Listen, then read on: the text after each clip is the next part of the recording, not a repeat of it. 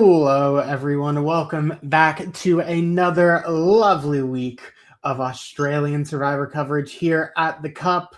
My name is Jack. I am the resident game designer of the panel today. And Survivor isn't just about surviving the wilderness, it's also surviving, for some reason, Mark just not being able to shut up and take a vote in one direction for once.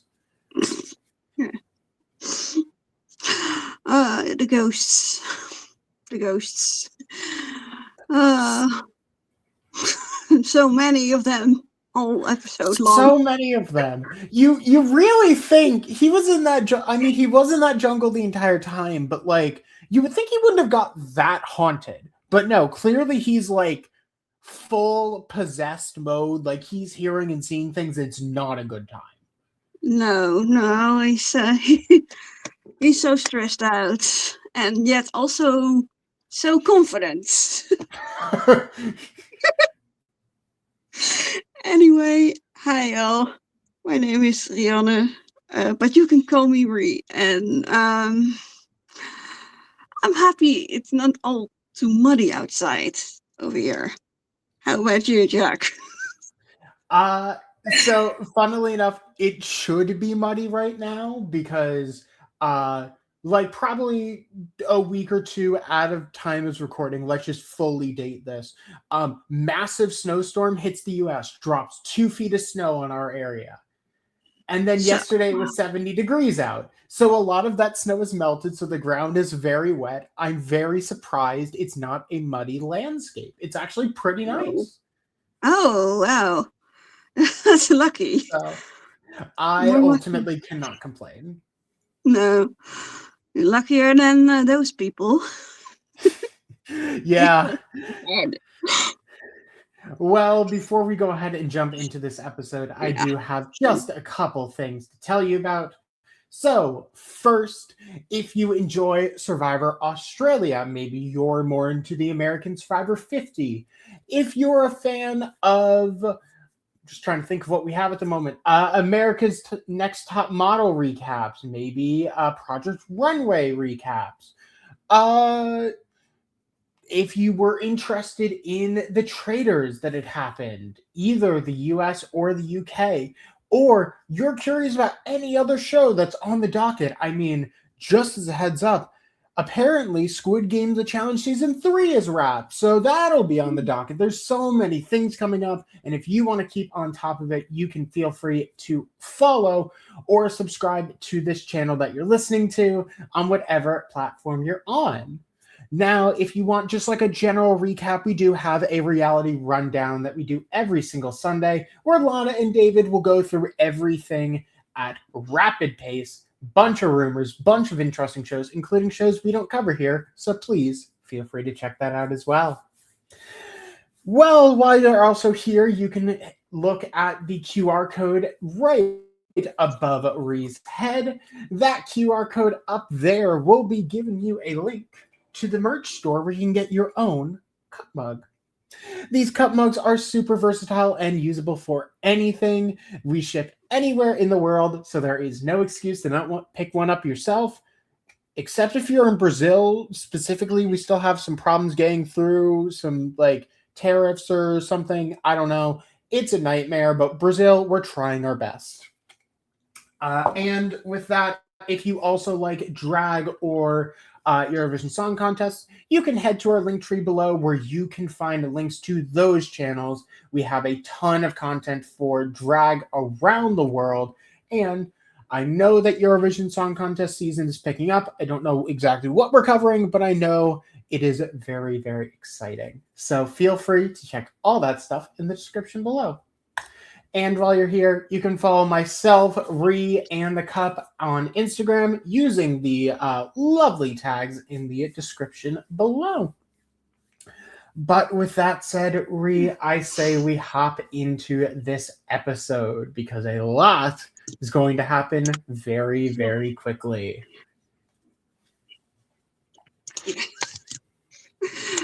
It's So, we start this episode with Baron returning to Tribal after the unfortunate exit of Johnson. Dawn reasonably spooked because it was a 7-4 vote with 4 different people voting for Johnson to go home, voting for Dawn to go home. And that's never great. Everyone kind of assumes a swap is going to happen. I will also note that Brooke played her idol. We'll talk about it later, but we assumed it was for one reason because that's what Brooke told us. But seemingly that isn't the case based on the edit. So I don't know. I don't know. We'll figure it out. It's very strange. It seems like there's rules to the titles that may or may not exist. Yeah. But the main conversation that we have is Mark and Faith talking, and Faith basically going, so when am I going to be able to call a shot here? Because, like, you've called every single shot, and every time, like, me or Keely try and propose something, no, doesn't work, shut down immediately. So, like, what's happening? Yeah. Yeah, they're getting a little impatient and getting very eager to just do something very different that may or may not be in Mark's best interests. Absolutely. I genuinely think it's just like a boiling point of like, we're partners. This is not a dictatorship. Please calm down. Yeah. And it's funny how this happens very often in those, especially on Australia Survivor, in those tight alliances that like people get really impatient if they feel like they have to constantly go along with the vote that somebody else wants to do, but then they feel like people aren't giving them something, like why aren't you throwing me a bone now, and so on. Exactly, yeah. It's a very weird occurrence that, I mean, kind of happens on US, but I think it's just due to the size of the tribe where there can be these alliances with like one person trying to call a shot of a mound of people, where on US maybe that happens for 1 or 2 merge votes and then we're down to the same size again. So yeah, that's a good point. So from there, we head into the reward challenge of this episode. This reward challenge, I have the notes for it, but I am going to quickly grab the name. This reward challenge is simply called Running Down a Dream. This is a classic Heat style challenge. Players in one person at a time simply throws a ball and it goes onto a track. You must then crawl through mud in order to get to the other side of the track and catch it before it hits the ground, then throw it into a basket a couple feet off the ground. The first person to do that scores a point for their tribe. First tribe to 3 points wins reward, which in this episode is lovely little meat pies, one for everyone. Not at all leading to something later. Yeah, very foreshadowing, but yeah, they look good. They did look really good. I was like, oh my god, that great. Now I'm hungry again. I'll go order something. Yeah. I will note this entire time, like everyone is like, okay, David, tell us when we're swapping. Like everyone, when they saw the cloche, because this is an incredibly simple challenge to set up, everyone thought they were just going to swap and head back to camp. So David lifts it, and it's actually meat pies, and everyone's like, "Oh, we're actually doing this challenge. Interesting." And in our current okay, you know what? Fine, yeah, no, it's cool. We're not going to question anything. Maybe we're just doing a weird, different swap this time. You know, we didn't have a non-elimination episode last week, which fair. You got me. I really expected one. But just quickly going through the matchups here. The first round is Caleb versus Cameron. I would say it's close, but Cameron literally has the lead the entire time, and before the ball even drops for Caleb off the track, Cameron already scores the point. Oh, yeah. That was wild to watch. We then have Lottie versus Brooke. Lottie jokes about being a challenge start, and then Brooke literally walks up behind her and says, okay, bet.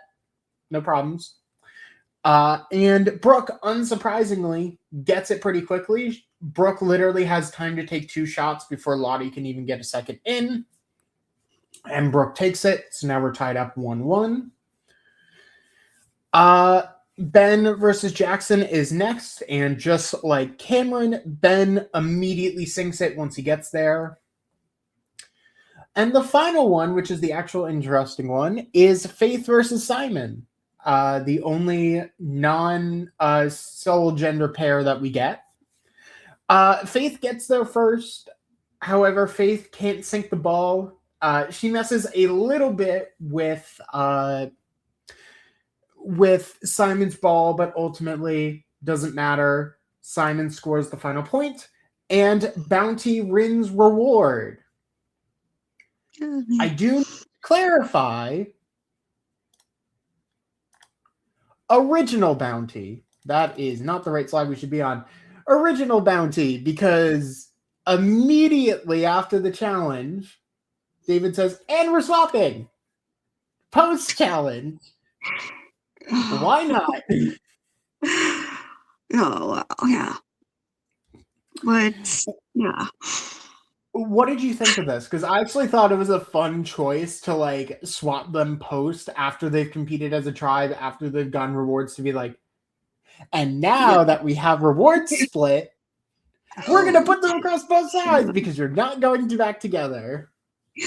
Oh, yeah. It was weird. And I was just shocked. Like, well, some people who just won reward are now not going to get their pie. Mm-hmm. But they had a way around it, but I do appreciate that they did it a little differently, because yeah, everyone was talking about that swap. So yeah.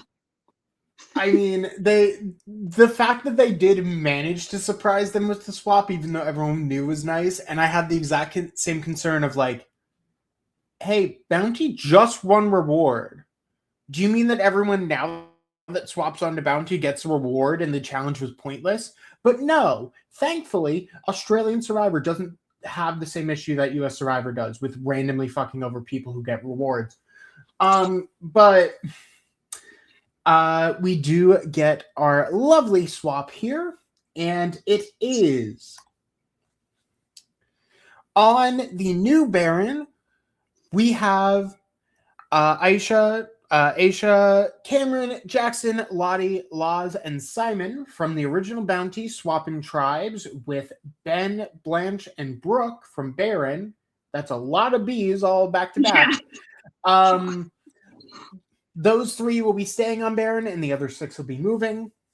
On the Bounty side, we have Caleb, Dawn, Faith, Keely, Mark, Sally, and Tez from Baron swapping and meeting Lyndall and Richard from original Bounty. So we have a 6-3 split on New Baron with Bounty having the majority, and we have a 7-2 split on New Bounty with Baron having the majority, which is very interesting. Yeah. Oh, wow. It was so lopsided. But yeah, it does make it obviously it's like, is it going to be a very easy vote, or is it going to be something different? On like a US season, I'd be like, well, okay, Ben, Blanche, Brooke, Lyndall, and Richard are just swap screwed, and that's how this is going to go. But yeah, we know how Australian Survivor works. We know that it's not going to be like that. and we're gonna see some goddamn fireworks. So Yes. Yeah, just uh, one. Yeah, sorry. do, Yeah. do you have any standouts as to like who you think is going to be in a really good position, who might be in a lot of trouble? Just looking at these tribes. Yeah. I mean, the obvious is like, yeah, because it's such a big weird split. But yeah, I saw with Blanche something that could go either way. Like she was immediately trying to appeal to some people from the other tribe, and saying like, "Hey, I was on the bottom. I didn't really have that many connections. I would love to play with you." So yeah, obviously you could alienate her completely from the other two. I mean, and leave her even more alone, or it could actually help her get herself into a better spot. I think it depends on if Brooke and Ben find out about this and how they feel about that. Yeah, I feel like Blanche, we can kind of like blend this into how New Baron ends up interacting. Blanche basically throws Brooke and Ben directly under a bus and says like, "Hey, I was on the bottom. They screwed me over. They're the ones in control. I'm okay with flipping." I do think that Brooke is going to be fine because Simon is also on the tribe, and they're at least going to have a good enough connection to keep each other alive. But I worry for Ben because, yeah, Ben is great physical strength. He is not the best strategic player, and I can easily see him being thrown as like, well, we are just going to keep Old Bounty strong, and we're going to throw Ben under the bus because Simon tells Brooke. Simon basically says we're not touching Brooke, and Blanche is well connected to everyone that Ben just ends up being an obvious target. Yeah, that's a good point. Now you're saying that. I personally was a little less worried about Ben because he did seem to really endear himself pretty well to some of the other bros on the tribe, who seemed to be very happy to have another big bro out there, especially Jackson and Simon. So maybe that could be in for him. But yeah, I can also see it more like like you said, like by default, if they do decide to all stay strong with their OG tribe. Yeah. And on the other side, you know, I mean, so this is where I'm going to bookmark it as like, I don't know what's happening. Yeah. Last week, we got information from Brooke via social media as to why she played her idol. And she was basically told, hey, so the idol was only good on Barren Beach and pre-swap. Yeah. But yet Lyndall's idol in her confessional is still active. Yeah. Granted, Lyndall is still on the correct beach that could play it, but there's some sort of contradiction there because I mean, Brooke also showed her idol publicly to basically tell everyone, don't do any funny business because I will shut it down. But ultimately it just leaves a why did you need to play your idol kind of thing, and I personally still don't understand it. Yeah, it's vague because the edit says one thing or two different things, and then Brooke says a third thing, and like they argue, they did give her credit. They did say in the previously on that like yeah she managed to get everyone on the same page by showing the idol. So yeah, but then these weird rules like they need to be better with this. It is so confusing. And I don't think it's fair to leave it up to Brooke to have to defend all of these decisions herself. Yeah, because it doesn't make sense in Brooke's vision, but it does, but it doesn't. I mean, I'm just going to leave it as a question mark until Lyndall specifically explains why she can or can't use it. Because it could be like a fake idol situation where she looks at it and says, well, now I have this and I can't use it anymore, but I can absolutely pretend like I can. Yeah. But I mean, on Bounty, Mark still has a lot of control, still has a lot of people that he can work with. He still has the Corn Chip Mafia with Caleb and Dawn. He still has Tez listening to him. We do have, however, the women from Old Baron basically going, we really just need to cut Mark down a peg. And to do that, we're going to take out Tez. Yeah. I don't understand this. No. I think it was like it sounded like a by default thing to me. Like, you can't go for this person, not for this person, or this person. Okay, then that leaves Tez and Caleb. Mm-hmm. Which, like, Mark doesn't have an immunity necklace. You can take him out. My honest thought as to what's happening, and this is pure, like, speculation. I don't claim anything, but we've seen very similar things happen before. I think they're afraid that if they attempt to take a shot at Mark, for some reason that night's going to turn into a non-elimination episode. Yeah. Because we haven't had one yet. Yeah. That's fair. And if that's what they're considering, obviously they can't say that.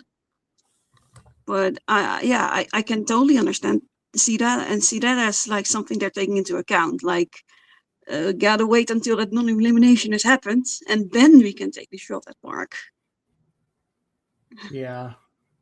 And I mean, I don't like speculating like that because it's essentially just calling the producers rigging, but let's be real, it probably is.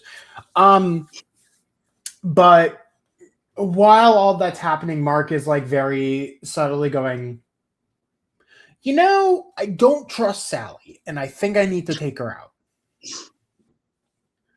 Which, sure, fine, whatever. Richard and Lyndall, are completely fine. They literally have nothing to worry about because it is a 4-person group and a 3-person group looking and trying to infight, and they just get to sit by and be like, we're swings! Yay! Yeah. I kind of love that for them. They had to do, based on the episode at least, it looks like they didn't even have to do all that much, except for just blend in, keep their head down, agree to whatever was proposed to them, and that's it. Literally. They went from a scenario where, like, it is horrendous, it's really bad, to going, oh no, you all hate each other. Great. Yeah. Yeah. It's funny. Sometimes it's just, and I don't, maybe it's when it's a tribe that hasn't really gone to tribal council that much yet, that has an impact in the infighting, because there have been just as many examples of people who were just screwed, no matter what they did, no matter, even if they were a much better ally than some of the old people from their old tribe. It didn't matter. They were from the other tribe, so they had to go. And then you have a situation like this, and it's kind of still pretty fascinating when that does and doesn't matter. Yeah. So from here, the only other real note I have is just on top of the weakening Mark situation. Faith, Keely, Sally just fully form into the 3 Wise Women, which is a cute name for an alliance. Yeah. But, I mean, we'll talk about them really later when it actually becomes, like, really important. Yeah. Yeah, gotta see if they will really go far, or if this is just this vote. I thought it was... I thought it was pretty funny. Like, Richard got his first confessional in a couple of episodes. And it was just about being worried about being swap screwed. Well, he didn't have to worry about that this episode. For some reason, a man who's completely fine gets more confessionals than Tez, who's being targeted this episode. We'll talk about it, but like, once again, Australian Survivor ads make no sense because they do stupid things. But just to quickly get through it, immunity challenge is called Ramped Up.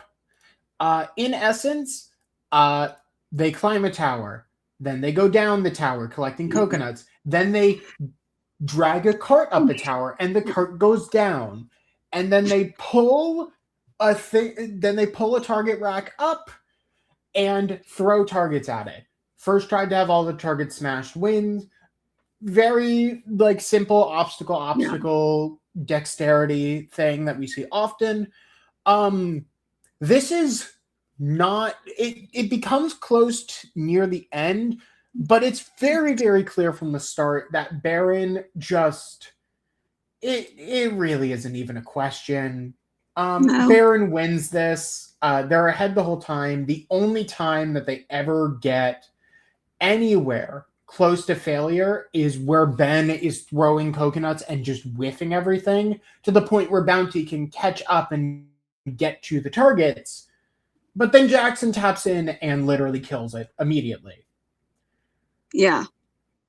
And so this was one where they were allowed to swap. Mm-hmm. There was a few where it wasn't. It looked like it wasn't. So yeah, they I would like to know. Yeah.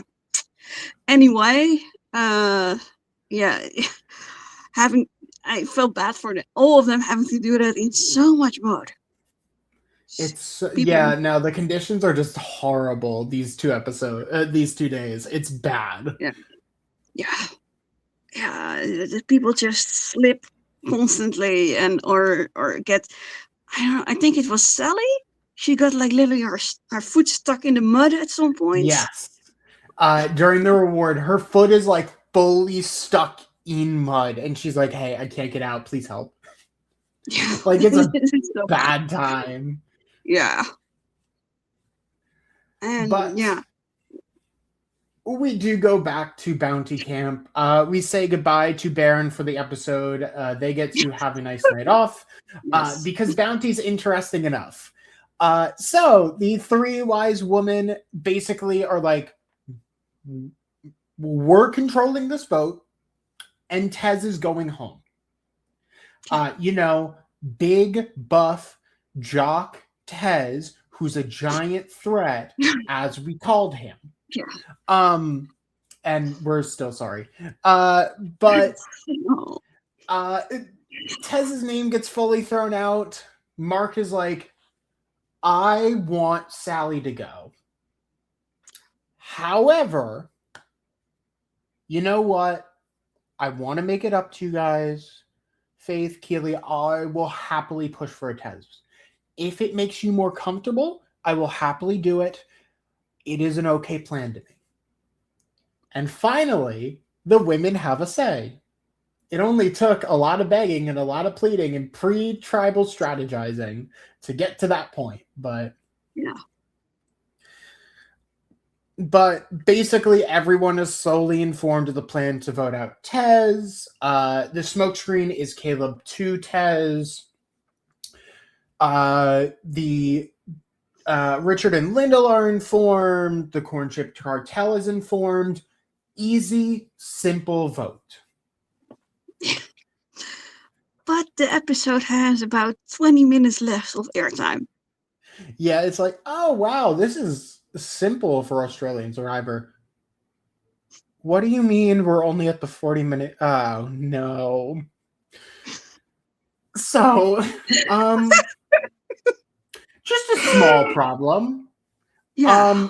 Sally goes up to Dawn and says, hey, just need you to know, eventually, we kind of got to get rid of Mark. He's running a lot of this tribe. It's just not great. Dawn Hey, Mark. Just like fully tells Mark everything with just Oh. the small issue that Dawn says that Sally is currently planning to eliminate him when that's not what she said. Yeah.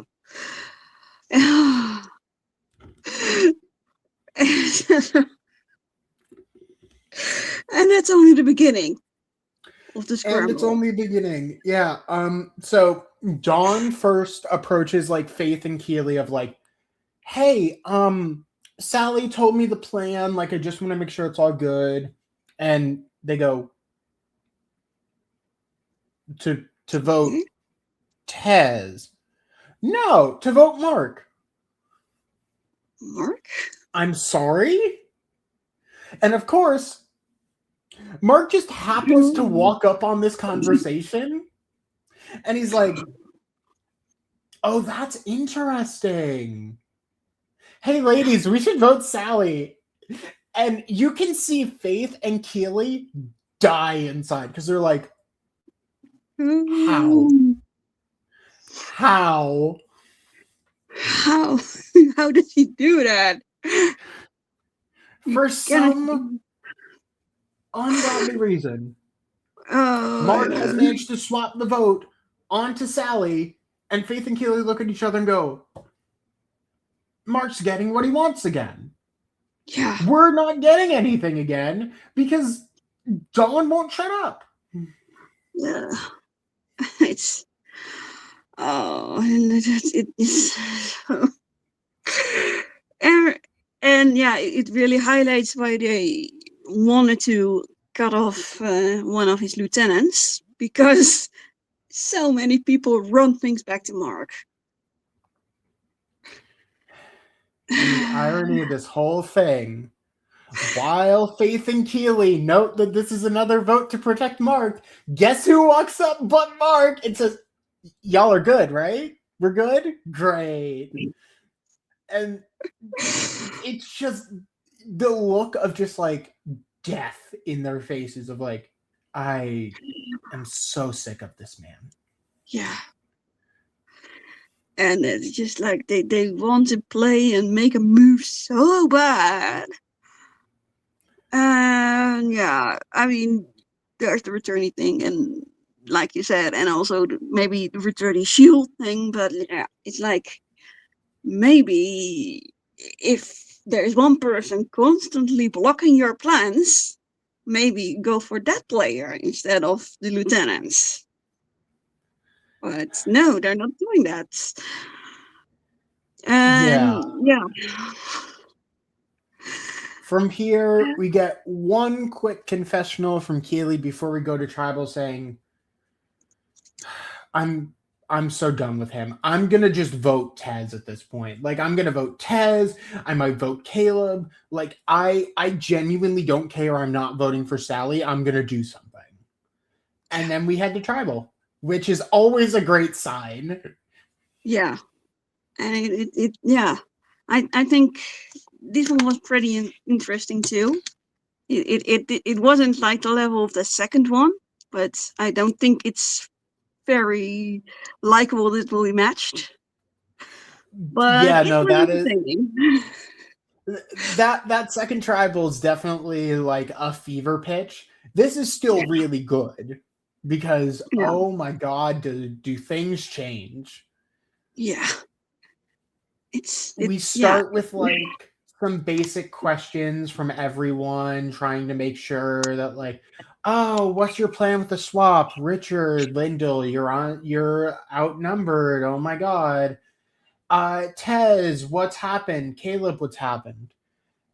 And there's a question where Tez and Caleb begin arguing over like, hey, you said my name. Well, yeah, you said my name. And they go back and forth and back and forth. And Keely just subtly leans back, taps Faith, and is like, we should vote Dawn. And the best part of it is it's behind Sally, who is sitting in between them. Faith just goes, you know what? Yeah, no, let's do it. Okay, so we just need to like lean over and tell those two and then go from there. So while the remaining questioning is happening, Faith leans over and tells Lyndall and Richard, the vote is Dawn. Just do Dawn. Let's just go with it. And you can see Richard go, oh, okay, great. And then we'll Dawn? Okay. Like there's multiple times where it's like Keely tells Sally, and we see all this chaos, and at the last moment Tej just looks over to Keely and says, the vote tonight, who should I be voting for? And Keely just simply says, vote for Dawn, don't say anything. And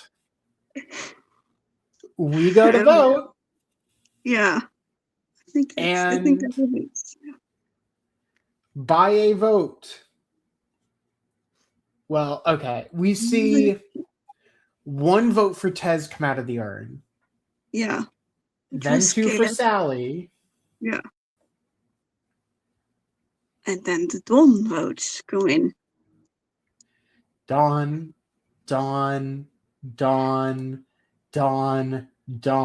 By a vote of 6-2 to 1, Dawn has been voted out of the game. Yeah. And I mean, so notably, Tez votes, Caleb votes for Tez. Dawn and Mark both vote for Sally. Yeah. Faith, Keely, Lyndall, Richard, Sally, and Tez all vote for Dawn, like they said. And Dawn is gone. He is very shocked. He's like, oh, damn. Yeah. Well, wow. Yeah. I wouldn't really, I mean, what do you say when you get blindsided like that? Well, I mean, yeah, I'm interested in seeing how this goes. It's and I think a shout out for Faith. I think because when she cast her votes, she got that confessional. I was, wow, that's so petty. This is a great day. Just straight up. That's so good. I can't even lie. It's like just the perfect, like a, oh, Jesus Christ. But yeah. With the biggest smile and a hashtag and everything. But yeah, that was a really good confessional. Yeah, I think that's it, except from that Mark realizes that, like, hey, wow. Yeah. Swapped off me again. It's like Mark kind of realizing in the moment, oh, I am screwed. Like, there goes a member of my main alliance. Like, I don't have the protection that I think I did. The girls are now in control. Richard even says in his voting confessional for Dawn, this is not a vote against you. It's a vote for my new alliance. Yeah. So now, finally, Faith and Keely have taken control away from Mark. And based on the previews, she's not willing to let that go. No, they want to continue the path. And I think, what was it? But they're not the only women that have something in mind for next episode. Yes. Asia's looking at some interesting moves. Lottie is looking at some interesting moves, if I'm remembering right. Maybe, yeah. Yeah, let's see, yeah. And there's also, and this is like, this happens in Australian Survivor, not as much in US. So where you have Richard, what he asked of Asha. You remember that? One more time? Yeah, he asked Asha something in the preview. I don't. I do not remember off the top of my head. Yeah, about throwing the challenge. challenge. Oh my God! How could I forget about this? Yeah. Intentionally throwing a challenge to get a player out. Yeah. Ah, lovely, lovely time. Yeah. And you can't get that in Survivor US because they keep their tribe so small. We've seen, and also on US, they intentionally censor most attempts to throw challenges unless you're the golden boy. So we will see how all of those crazy dynamics play out tomorrow. But Yeah. before we get out of here, we do have a small little draft update. I don't think we did this last time, and that was on me, but let's quickly tap over. I think I was maybe mourning the loss of Johnson, and that's why I didn't do it. Yeah. But this episode, Logan loses their third person out of 5 with Mark not being in a great spot. So I wish the best for Team Logan. At the moment, we currently have Lana with all 5 members: Simon, Asia, Cameron, Ben, and Laz all up and running. Brooke still has 4 with Caleb, Lyndall, Tez, and Faith. I currently have 3 with Lottie, Jackson, and Sally. You have 4 with Brooke, Blanche, Keely, and Richard. And Logan, as stated before, just has Mark and Jackson left running. Yeah. Looking at this general draft board right now, who do you think has the best chance of making a deep run? Yeah, I guess Lana looks pretty obvious because she has people in the same alliance also who are both in a good spot. Simon seems very well fitting in pretty well. From your cast, I think, I guess I think they can do pretty well. Sally did get her name thrown out, but she has some people backing her. So I think they can do. I think they can still go on. They're pretty good. Yeah. And Brooke, I guess 50-50. And with me, I guess I can see it go either way. I can see some people go home in the same week, and some or last very, very long. I was going to say, I think you at least currently have, in my opinion, the strongest draft just overall. I think Brooke is going to be in a good spot. Blanche seems to have integrated herself really well. And Keely is currently help running the tribe along with Richard. I could maybe see Keely getting sniped this week if Mark wants to take revenge. But I see Keely as insulated. And Richard, no one's going to really mess with Richard right now. I don't think it makes much sense. No, that's true. Yeah. I can still, my feeling is like I can see it just go either way. Very well or not very well. Absolutely. So that is our end to day 1 of week 3 of Australian Survivor coverage.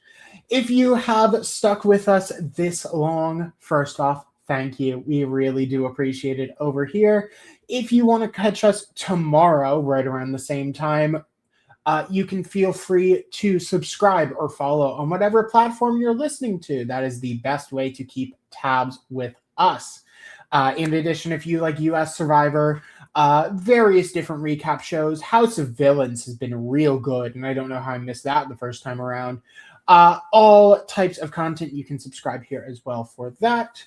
In addition, if you like drag or Eurovision Song Contest content, you can look in the link tree below to get links to that, as well as a place to buy your merch, including your cup mug. The QR code for that is at the right corner of the screen, along with going to lanagcreations.etsy.com. That, one more time, is lanagcreations.etsy.com. But with that said, thank you all for being here today. It has been lovely going with you, but we're gonna just get inside from the muddiness out here. You can feel free to just click over to another episode. Go watch our Fear Factor House Fear coverage. It is really, really good. But with that said, thank you so much for hanging out. Thank you, Ree, for doing this with me. Thank you, Jack. Thank you. It was really fun and funny both. I'll take it either way. And with Yeah. that said, we're going to go ahead and get out of here. Cheers, y'all. Bye. Cheers.